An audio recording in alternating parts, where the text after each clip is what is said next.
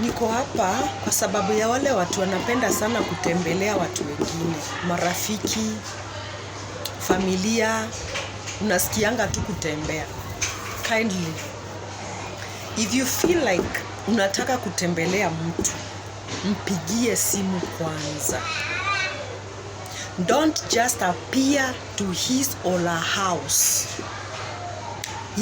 She had more important things to do rather to kuanza kukupikia mayai.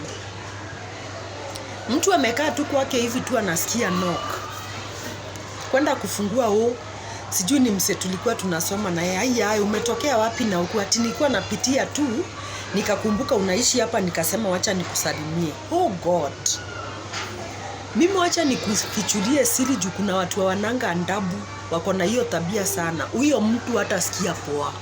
Yaani be frank with you, huyo mtu hatasikia poa. Kwa nini uko na simu, uko na namba yake? Si umcall umuulize nikuje ama nisikuje, na tena unampelekea nini? Na hata kama unampelekea amekwambia anahitaji. Freedom ya mtu ni kitu muhimu kuliko hata shopping. Kama amesikia kulala hiyo siku, kama anajisikia hataki mgeni, na wewe sasa ndio huyu umeenda, maybe ndio siku yake ya off, wako na mtu wake kwa nyumba, wewe ndio huyo unaenda, maybe hata amefunga amefast, ndio wewe huyu umeenda umeanza kumpikisha. Aish, jameni, kaa kwako. Hata kama uko na ndeni ya nyumba, jifungie ndani. Chukua funguo zako, chukua kufuli, funga na ndani, kaa kwako. Kama ni landlord unaogopa. Hii tabia ya kuenda uko haindo sijui hii wiki uko live, acha utembee. Kama utatembea, piga simu kwanza, sema mimi nataka kukutembelea siku fulani.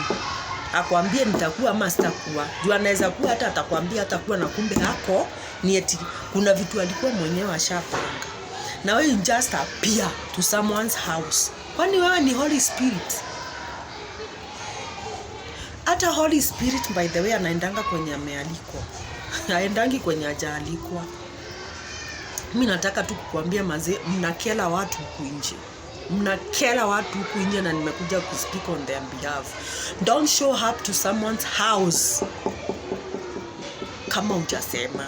Unannounced, you just appear. Na hata kuna wengine wanakuanga na tabia, inakuwa na hata uko na mayai. Hebu nipigie 2 hapo hadi niko na njaa. Seriously?